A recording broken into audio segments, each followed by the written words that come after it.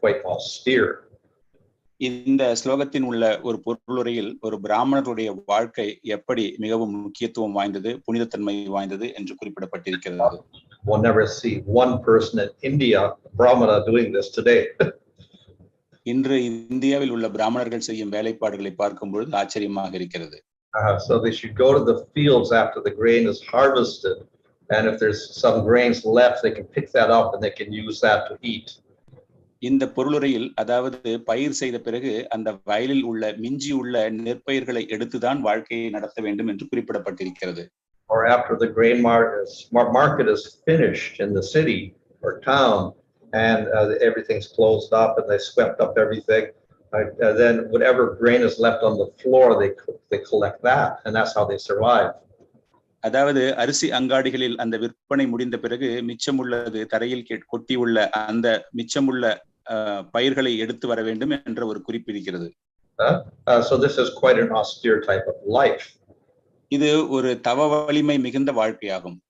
So how can one person survive, much less a wife and children? That would be very, very difficult. எப்படி ஒரே ஒரு மனிதரால் இந்த வாழ்க்கையை நடத்த முடியும்? இது தவிர அந்த குடும்பத்தில் உள்ள அங்கத்தினர்களோடு அவர் வாழ்க்கையை நடத்துவது என்பது மிகவும் ஒரு கடினமான செயலாகும். Of course, these are not the only way in which the brāhmana survives, but these are two options. அதாவது பிராமணர்கள் புனிதத்தன்மையோடு வாழ்வதற்கு இரண்டு வழிகளில் ஒன்றாக கருதப்படுகிறது.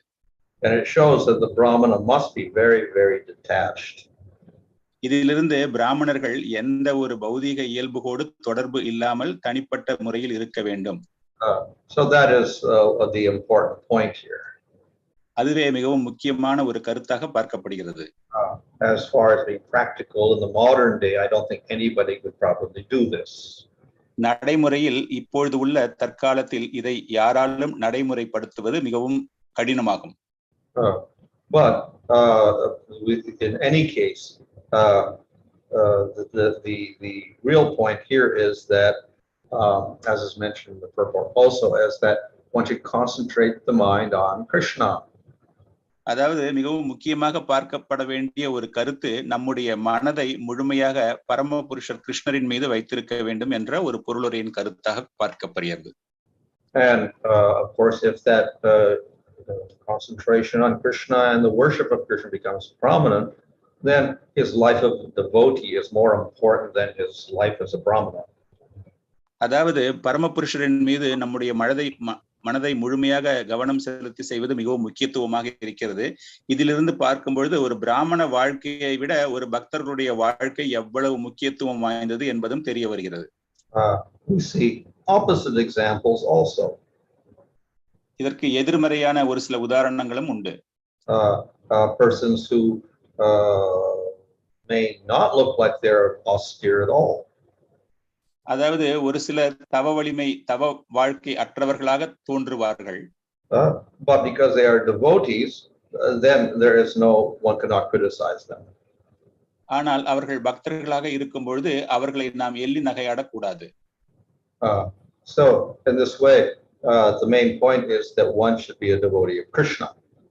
இந்த முறையில் ஒருவர் பரமபுருஷ கிருஷ்ணரினுடைய பக்தர்களாக இருக்க வேண்டும். But if one is not a devotee of Krishna, then following this system is quite difficult to do. எவன் ஒருவன் பரமபுருஷ கிருஷ்ணரின் பக்தனாக இல்லாத வரையில் இது போன்ற ஒரு நியமங்களை நடைமுறைப்படுத்துவது மிகவும் கடினமாகும். They're struggling to be a brāhmana not worshiping Krishna, then it is very difficult to maintain such a standard.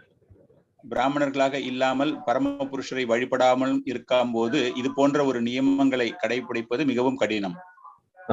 So of course, this was not the only way in which the brāhmana could maintain himself. இது மட்டும்தான் ஒரே வழி பிராமணர்கள் தங்களை பார்த்துக் கொள்வதற்கு வழி என்று அர்த்தம் கிடையாது. We see that especially the kings often gave gifts to the brahmanas. அதாவது ஒரு ராஜ்யத்தின் அரசர்கள் பிராமணர்களுக்கு பரிசுகளை வழங்குவதும் உண்டு. King gṛha was enthusiastic cows to brahmanas. அதாவது பசுக்களையும் அவர்களுக்கு தானம் வழங்குவது உண்டு.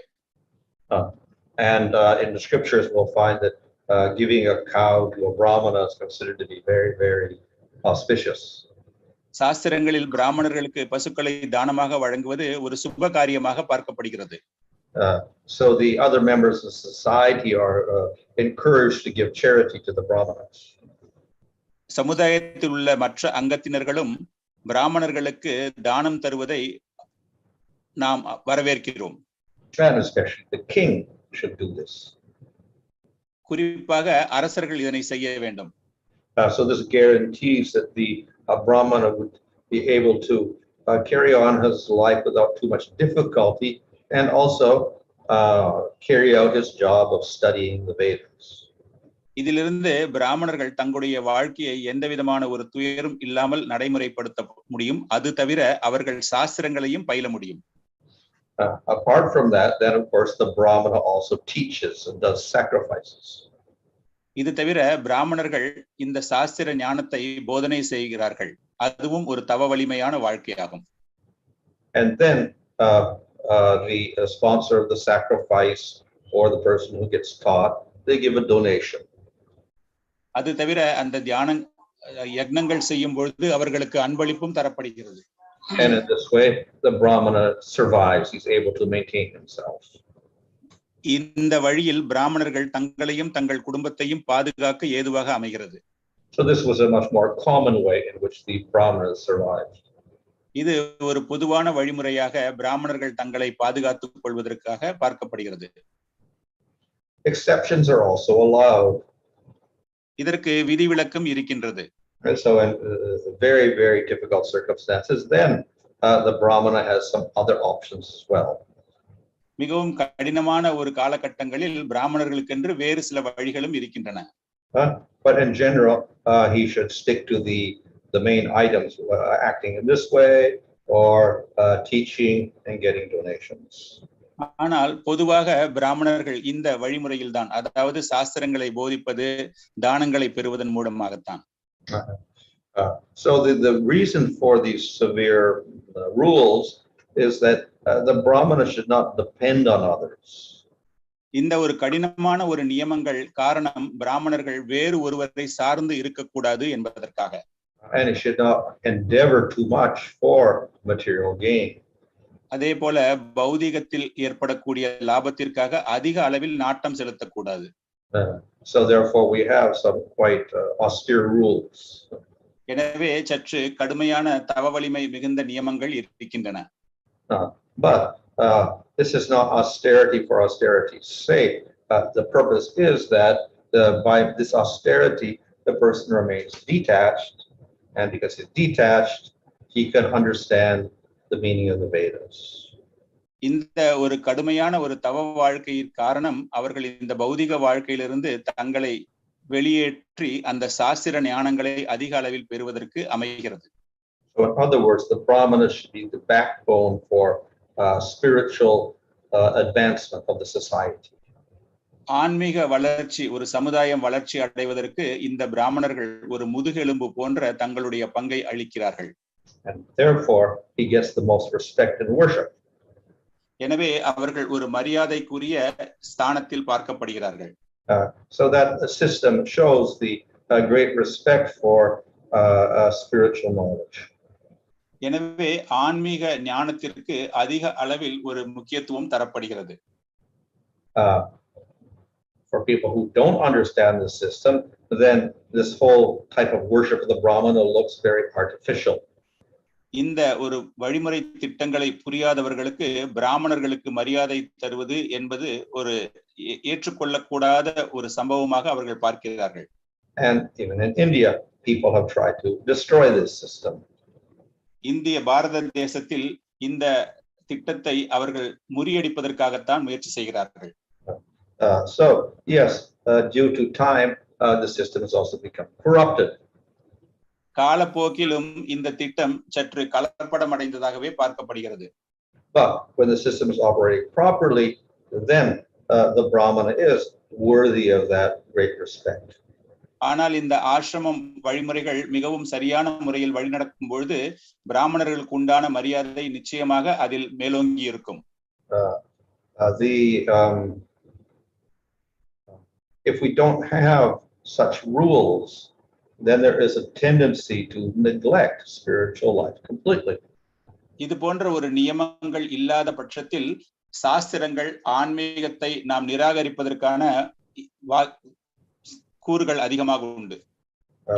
People will ask, why do we have to support other people? Why do we have to respect these people? The goal of life is to maintain yourself and enjoy in the material world. So why do we have to give such respect to the brahmanas? மக்கள் இது போல இருக்கும்பொழுது அவர்கள் கேட்கக்கூடும், எதற்காக நான் மற்றவர்களுக்கு உதவி செய்ய வேண்டும், மற்றவர்களை பாதுகாக்க வேண்டும், இந்த பௌதிக வாழ்க்கையில் உள்ளதை நான் அனுபவிக்க வேண்டும், என் குடும்பத்தை சார்ந்தவர்கள் அனுபவிக்க வேண்டும் என்ற ஒரு மனநிலை தான் மேலோங்கி நிற்கும். So the reason for this tendency that is because due to time, gradually respect for spiritual life itself has been lost. காரணம், காலப்போக்கில் இந்த ஆன்மீக துறையை சார்ந்தவர்களுக்கு கொடுக்க வேண்டிய அந்த மரியாதை கொஞ்சம் கொஞ்சமாக இழந்து வருவதால் இது போன்ற ஒரு நிலைமை ஏற்பட்டிருக்கிறது. So somehow or other we have to save the situation. நாம் இந்த போன்ற ஒரு காலநிலையை பாதுகாக்க வேண்டும். But the advice of Bhagavatam is a little bit different.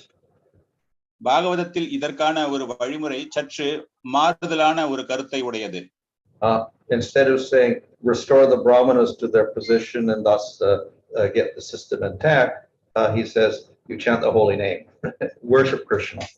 பிராமணர்களுக்கு மரியாதை கொடுத்து அந்த ஆசிரமத்தில் அவர்களுக்கு உண்டான முக்கியத்துவம் அந்த நிலையை நாம் ஏற்படுத்துவதற்கு பதிலாக பரமபுருஷரின் புனித நாமத்தை நாம் எப்பொழுதும் ஜபிக்க வேண்டும் என்ற ஒரு கருத்து கூறப்படுகிறது. So though this does not mean there should be neglect of that varnashram system, at the same time it means that the most important item is bhakti.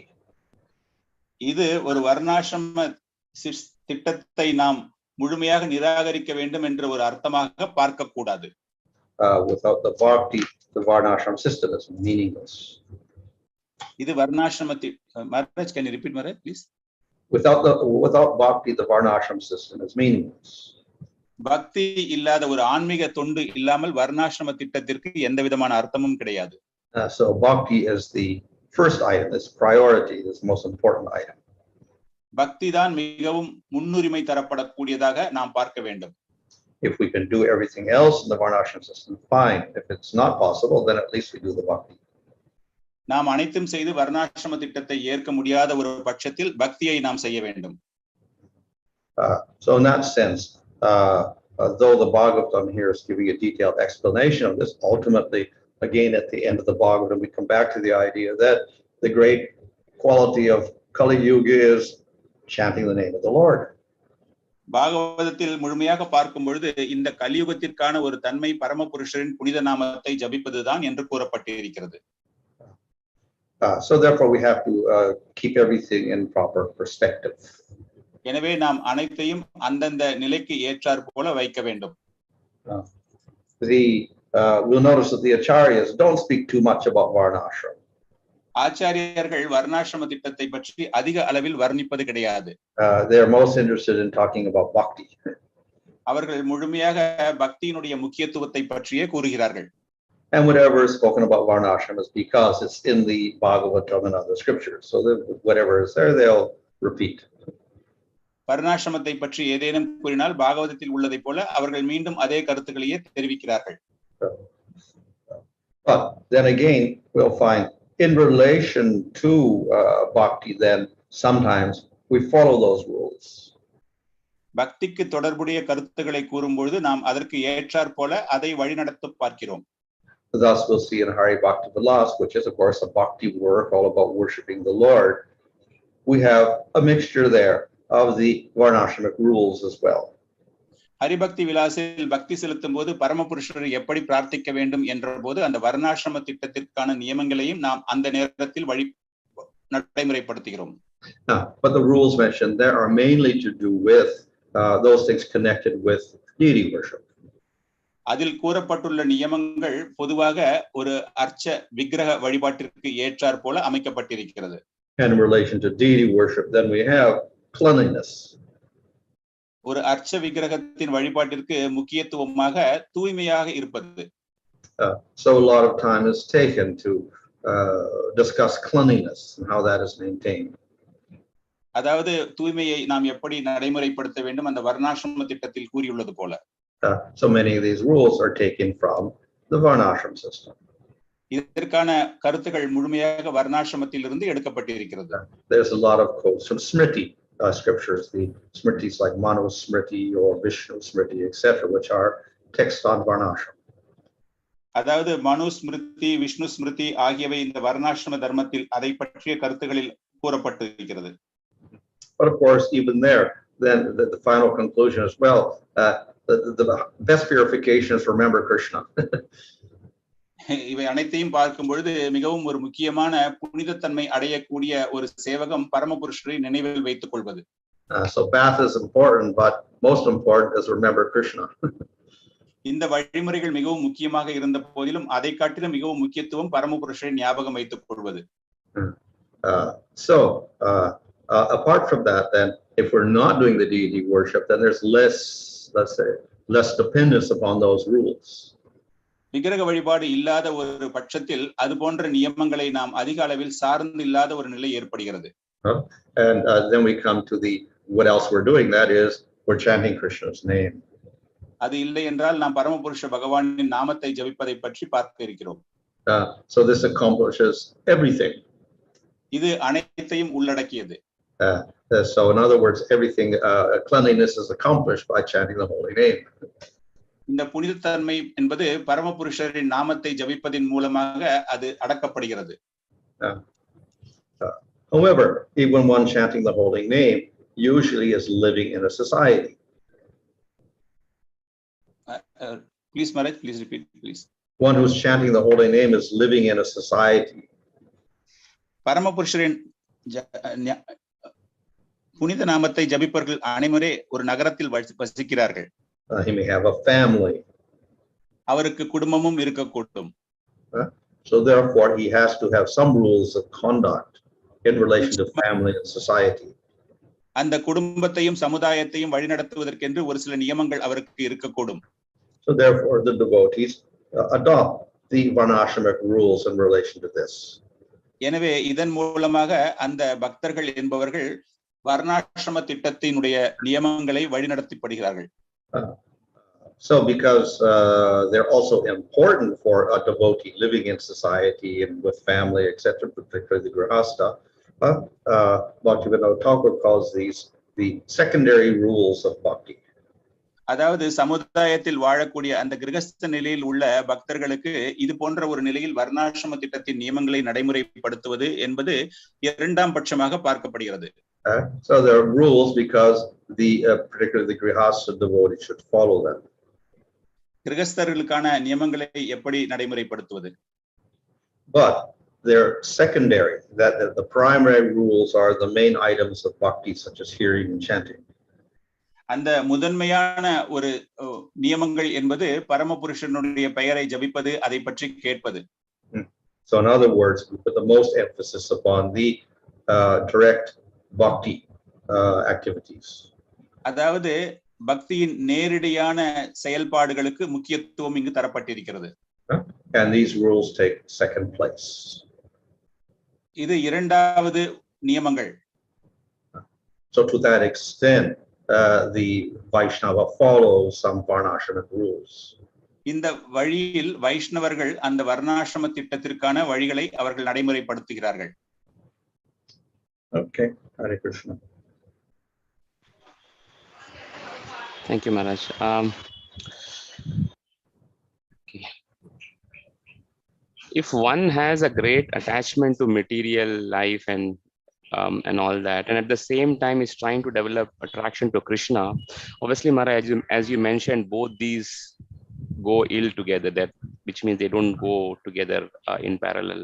So in that case, is it good that even though austerity is a secondary process, this sadhaka should start off with an austere life and try to move away from the material life and thereby try to develop attraction to Krishna? Even though the actual goal is prema, is austerity a good a good step to start with.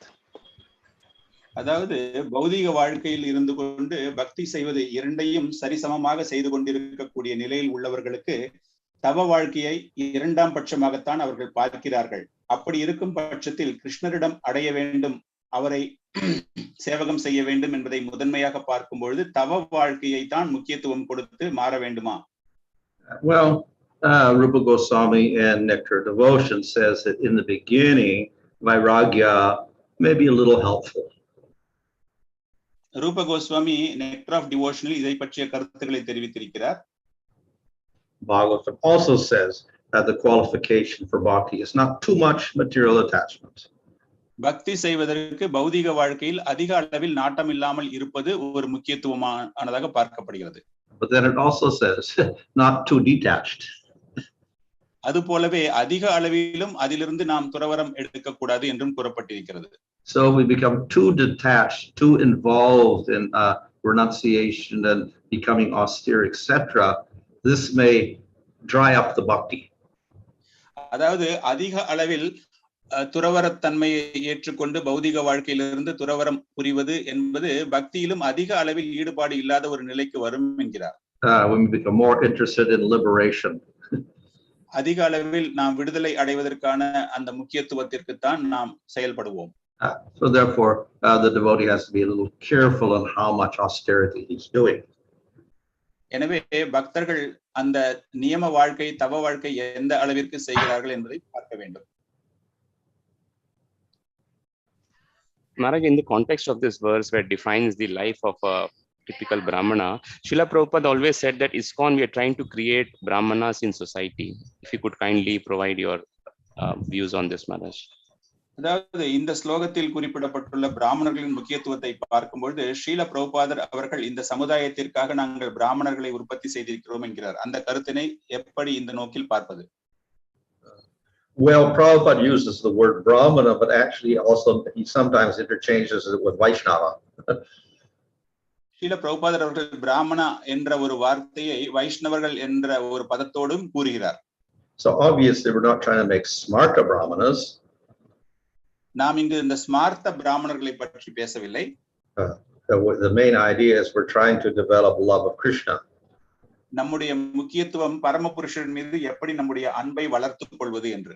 So the one who becomes a devotee of Krishna, then automatically he surpasses the brahmana. ஒருவன் பரமபுருஷனுடைய பக்தனாக மாறும் நிலையில் அந்த பிராமணர்களுக்கு தேவையான அனைத்து தகுதிகளுக்கும் மேலே செல்கிறான். So the devotee should have qualities of detachment and purity that a brahmana would have, or even better than a brahmana. பிராமணர்களுக்கு உள்ள ஒரு குணநலங்கள், அதாவது பற்றற்ற நிலை, பக்தி, இவை இரண்டும் அந்த பக்தனுக்கு ஏற்பட வேண்டும் பரமபுருஷர் மீது. Maharaj, just following up on what you just mentioned, was too much detachment is also not encouraged. So how do we know, Maharaj, how much detachment is ideal? How can we know? If you could kindly explain a little briefly on this. அதாவது அதிக அளவில் பற்றற்று இருக்க வேண்டும் என்ற ஒரு கருத்தினை நீங்கள் தெரிவித்தீர்கள். அது எந்த வழியில் இருக்க வேண்டும் என்பதை பற்றி சற்று விளக்கவும். Well, to the extent that material attachment interrupts and disturbs our devotional service, to that extent we have to have detachment. அதாவது பௌதிக அளவில் உள்ள வாழ்க்கைகள் எந்த அளவிற்கு நமக்கு ஆன்மீக வாழ்க்கையை பாதிக்கின்றதோ அந்த நிலையை நாம் பார்க்க வேண்டும். But at the same time, bhakti itself will create that attachment. அதே நேரத்தில் பக்தியே நமக்கு அது போன்ற ஒரு செயல்பாடுகளில் நம்மை பற்றற்ற நிலைக்கு எடுத்து வரும். So rather than practice detachment, if we have determination to practice bhakti, the detachment will also appear. பற்றற்ற நிலையை பயிற்சி செய்வதற்கு பதிலாக பக்தியில் அதிக நாட்டம் செலுத்தினால் அந்த பற்றற்ற தன்மை நமக்கு வந்துவிடும். So we don't have to endeavor too much in that direction. எனவே நாம் இதற்காக ஒரு பெரிய முயற்சி செய்ய வேண்டும் என்ற அவசியம் கிடையாது. Now, of course, in the beginning of devotional service, we have all the anarthas that are dangerous. பக்தி பயிற்சியின் துவக்க காலத்தில் நம்முடைய அசுத்தங்கள், அனர்த்தங்கள் அதிக அளவில் இதற்கான ஒரு பாதிப்பை ஏற்படுத்தும். But as we go through anartha-nivritti, gradually they become less dangerous. அந்த அனர்த்த நிவர்த்திக்கு நாம் பயிற்சி செய்யும் காலத்தில் இவை அனைத்தும் வெளியேற்றப்பட்டு நல்ல நிலைக்கு நம்மை எடுத்து வருகிறது. So therefore the main element in developing this detachment from material energy is to develop attraction to Krishna. இந்த பௌதிக வாழ்க்கையின் பற்றற்ற ஆற்றலை வளர்ப்பதற்கு மிகவும் முக்கியத்துவமாக பரமபுருஷர் கிருஷ்ணரின் மீது நம்முடைய நாட்டத்தை எப்படி அதிக அளவில் செலுத்த வேண்டும் என்பதுதான் முக்கியம்.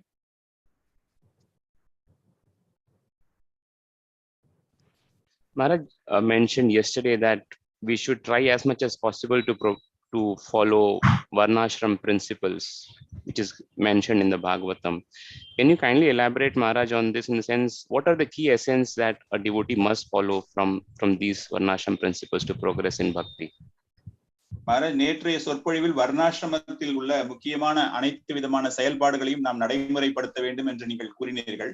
அதில் மிகவும் முக்கியமானதாக நாம் எதை பார்த்து அதை எப்படி நடைமுறைப்படுத்த வேண்டும் என்பதை பற்றி விளக்கவும். Well, if we look at the brahmachari, we just there's a whole discussion of the brahmachari.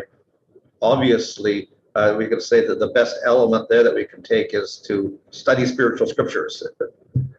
அதாவது பிரம்மச்சாரி ஆசிரமத்தில் இருப்பவர்களை பற்றி நாம் குறிப்பாக கூறும்பொழுது சாஸ்திர ஞானத்தை வளர்ப்பதற்காக சாஸ்திரங்களை படிக்க வேண்டும். But very few of us study the Vedas. ஆனால் மிகவும் குறைந்த அளவில் உள்ள பிரம்மச்சாரிகளே வேதங்களை படிக்கிறார்கள்.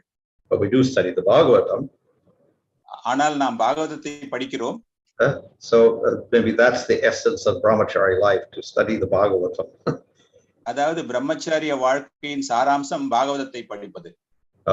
Now we come to the brāhmaṇa grihasta, or the grihastas in general. Here we have some activities which don't look too practical, like collecting the grains in the marketplace for your living. How you can survive with a family on that is very difficult. அதாவது பிராமணர்கள் கிரகஸ்தாசிரமத்தில் இருப்பவர்களுக்கு குறிப்பாக கூறும்போது அங்காடிகளில் உள்ள மிச்சமுள்ள பயிர்கள், அரிசி பயிர்களை எடுத்து வர வேண்டும் என்று அவர்களுடைய குடும்பத்தை நடத்த வேண்டும் என்ற ஒரு குறிப்பு இருக்கிறது. இது செயல்பாட்டு செய்வது என்பது மிகவும் கடினமாகும். So at least he should concentrate his mind on Krishna. அவர் முடிந்த அளவு பகவான் கிருஷ்ணர் மீது தன்னுடைய மனதை செலுத்தலாம். He should have an aim of becoming more detached from the world and more attached to Krishna. அவர்களுக்கு ஒரு லட்சியமாக பரமபுருஷர் மீது அதிக அளவில் நாட்டமும் பௌதிக வாழ்க்கையில் குறைந்த அளவு நாட்டமும் இருக்கும் அளவிற்கு அவர்கள் செயல்பட வேண்டும். So in terms of occupation, those occupations may be difficult. How many brahmanas are going to simply teach the Vedas or whatever? Very difficult to survive on that. அதே போல பிராமணர்களுக்கு உண்டான தொழில்கள் வேத அறிவை வளர்ப்பது என்ற போது எத்தனை பிராமணர்கள் இந்த தொழிலில் ஈடுபட்டு தங்களுடைய குடும்பத்தை பாதுகாக்க முடியும்? சற்று கடினமான செயலாகும். But at least you should have spiritual interest and have some spiritual practice. அவர்களுக்கு குறைந்தபட்சம் அந்த ஆன்மீக அறிவு, அந்த ஆன்மீகத்தை பயிற்சி செய்வது, அது போன்ற நாட்டம் இருக்க வேண்டும். So these principles actually don't look very varnashramic, they're more devotional. இதில் வர்ணாசிரமத்திற்கான எந்த விதமான ஒரு குறிக்கோளும் கிடையாது. எப்படி ஆன்மீக சேவகம், ஆன்மீகத்தை பற்றி தெரிந்து கொள்வது என்ற நோக்கில் நாம் இதை பார்க்க வேண்டும். But they fulfill the goals of those ashramas.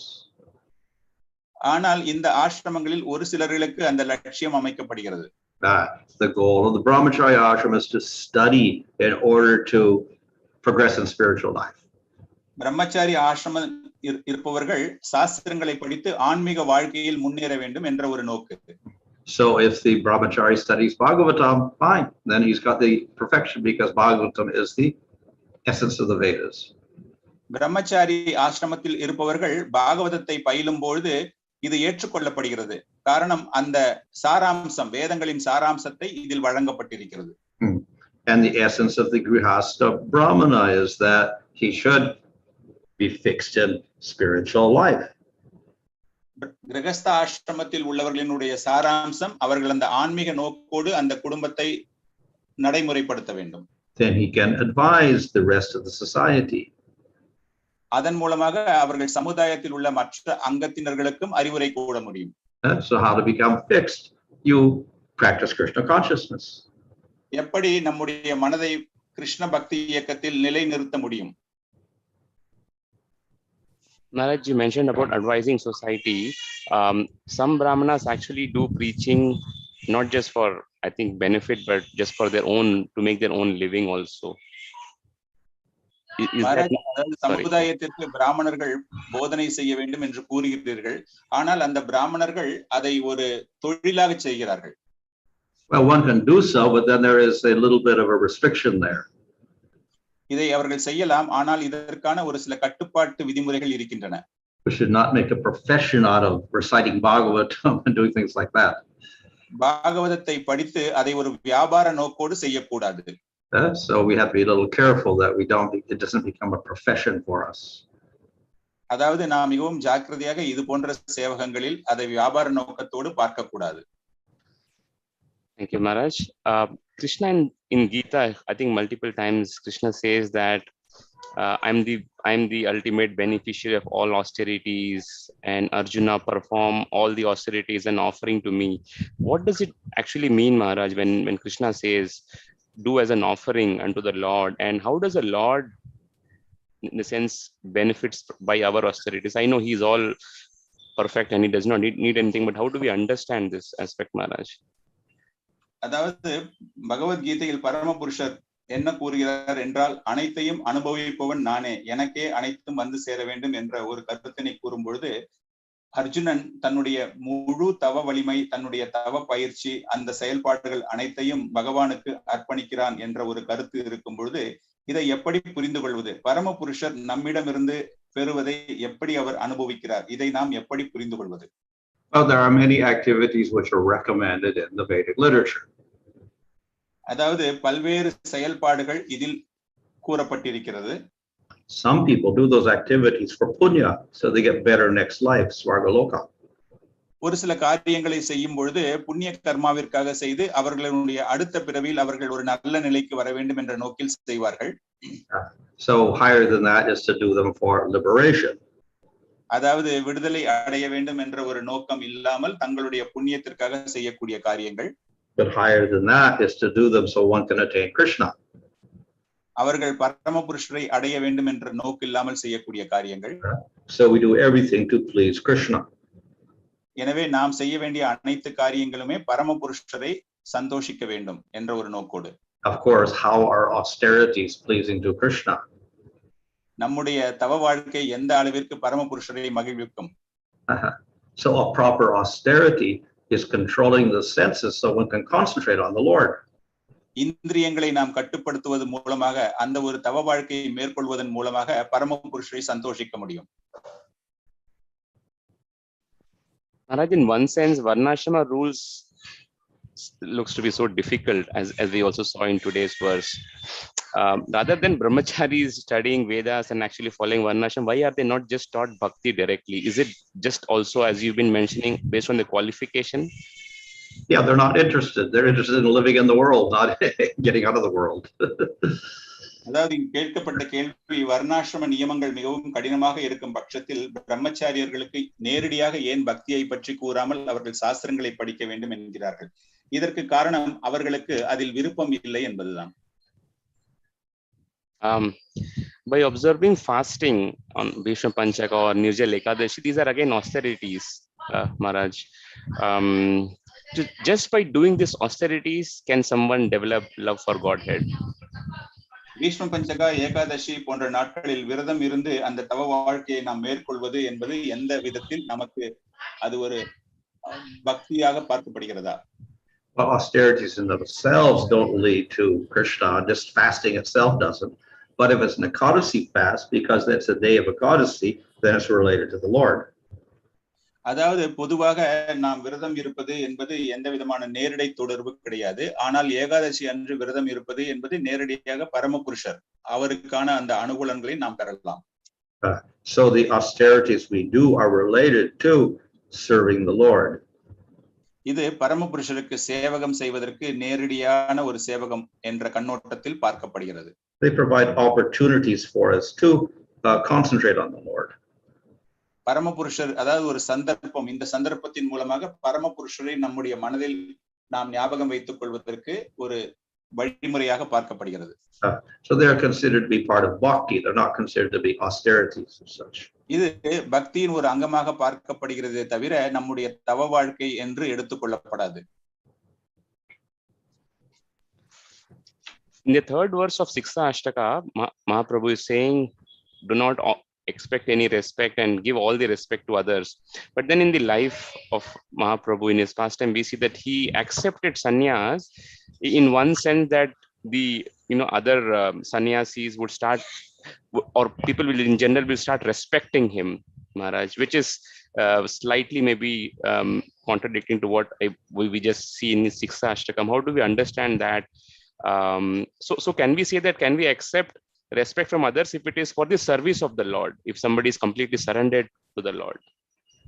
அதாவது சிக்ஸ்தாஷ்டகம் 3வது ஸ்லோகத்தில் மகாபிரபு அவர்கள் யாரிடமிருந்தும் எந்த மரியாதையும் ஏற்கக்கூடாது என்ற ஒரு கருத்தினை வலியுறுத்தியிருக்கிறார். ஆனால் அவர் சந்நியாச வாழ்க்கையை மேற்கொண்டதன் மூலமாக பொதுவாக அனைவரிடமிருந்தும் மரியாதையை பெற வேண்டும் என்ற ஒரு நோக்கு என்று நாம் இதை கருதலாமா? இது ஒரு எதிர்மறையான செயலாக இருக்கின்றது. அது தவிர பக்தி தொண்டில் பரமபுருஷருக்கு சேவகம் செய்வதற்காக அது போன்ற ஒரு மரியாதையை ஏற்றுக்கொள்ளலாமா? இதனை எப்படி புரிந்து கொள்வது? In the case of Chaitanya Mahaprabhu, he accepted sannyas so that people would take his message seriously. அதாவது சைத்தன்ய மகாபிரபுவினுடைய வாழ்க்கையில் அவர் சந்நியாசம் ஏற்றுக்கொண்டதற்கான ஒரு காரணம் அவருடைய போதனைகளை மக்கள் மிகவும் தீவிரமாக ஏற்றுக்கொள்வார்கள் என்ற ஒரே நோக்கோடுதான். So he was simply using the social position.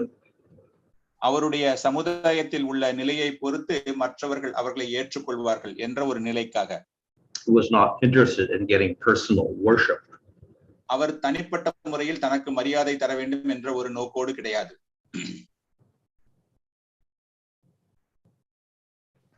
Thank you, Maharaj.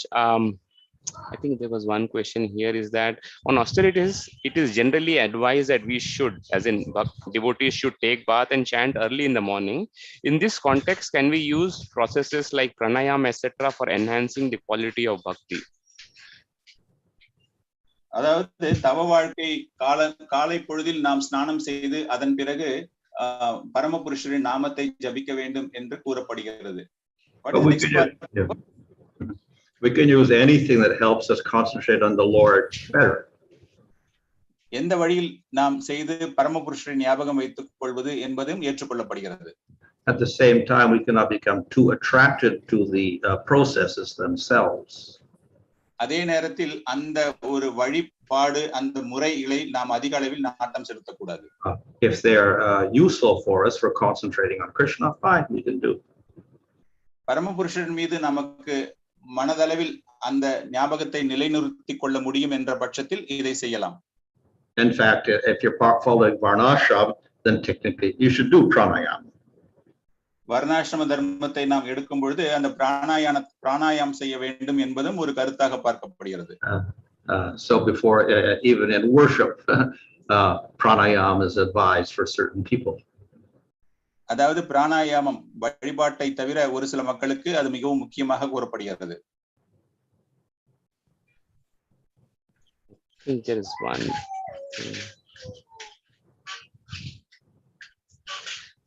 As it mentioned in the purport, Maharaj, what does it actually mean when a devotee is liberated even when living in this material world? அதாவது இந்த பொருளுரையில் கூறப்பட்டுள்ளது போல பௌதிக வாழ்க்கையில் வாழ்ந்து கொண்டிருப்பவர்கள் விடுதலை என்ற பதத்தை எப்படி பார்ப்பது? This means that he's attained a permanent position with the Lord in terms of bhakti, means he's got prema. அதாவது பரமபுருஷர் பிரேமை நிலையில் பரமபுருஷரோடு அந்த தொடர்பினை ஏற்படுத்திக் கொள்வது. So therefore he's not affected by the material world at all. இதன் மூலமாக அவர்களுக்கு அந்த பௌதிக வாழ்க்கையின் தன்மை ஈர்க்கப்படாது. Maharaj, Krishna is, glorified as go brāhmaṇa hitāya, which is he's always inclined to brahmanas. But we always also see that in his past times, most of his very intimate associates are from Kshatriya class, like Arjuna, and so many kings, Maharaj, Amrish Maharaj and all that. So how do we understand this, Maharaj? பரமபுருஷ கிருஷ்ணர் கோ பிராமண ஹிதாயச்சா, அதாவது பிராமணர்களுக்கு மிகவும் ஆதரவளிப்பவர் என்று ஒரு கருத்து இருக்கும் பொழுது அவர்கள் சத்திரியர்களுக்கு அதிக அளவில், குறிப்பாக அம்பரீஷ் மகராஜ் போன்றவர்களுக்கு அதிக அளவில் அவருடைய ஆதிக்கம், அவருடைய நாட்டம், அவருடைய அன்பு இருந்தது என்று பார்க்கும்பொழுது இதனை எப்படி புரிந்து கொள்வது? The Lord as the, if he's a kshatriya especially, then he must give respect to the brāhmanas. குறிப்பாக சத்திரியர்கள் என்ற ஒரு நோக்கில் நாம் பார்க்கும்பொழுது அது ஒரு பிராமணர்களுக்கு கொடுக்கக்கூடிய ஒரு மரியாதை. And therefore Krishna in Dwarka gives respect to Narada Muni and others. பரமபுருஷர் எப்படி நாரத முனி போன்றவர்களுக்கு மரியாதை கொடுத்தார்? Of course, more than that, the Lord is attracted and controlled by his devotees. இதற்கு மேலாக பரமபுருஷர் தன்னுடைய பக்தர்களால் கட்டுப்பாட்டிற்குள் வைக்கப்பட்டிருக்கிறார். So that is an even more important quality of the Lord. இதுதான் பரமபுருஷன் மிக அதிகமான ஒரு தரமாக பார்க்கப்படுகிறது. And therefore we'll see so many examples of that. எனவேதான் நாம் அதிக அளவில் உதாரணங்களை பார்க்கிறோம். Okay, thank you so much, Maharaj. That is it. Thank you so much, Pranam. Hare Krishna. Grantaraj Srimad Bhagavatam ki jai. Jagat Guru Śrīla Prabhupada ki jai. His Holiness Bhanuswami Maharaj ki jai. God Premanande. Hari Hari. Thank you so much, devotees. I think we had so many questions today, and I think we were able to get answers for all those things. Thank you so much for your participation, questions. Hare Krishna. Hare Krishna. இன்று அதிக அளவில் நாம் கேள்விகளுக்கான பதிலை வாங்கி இருக்கிறோம். உங்களுடைய பங்களிப்பிற்கு மிகவும் நன்றி.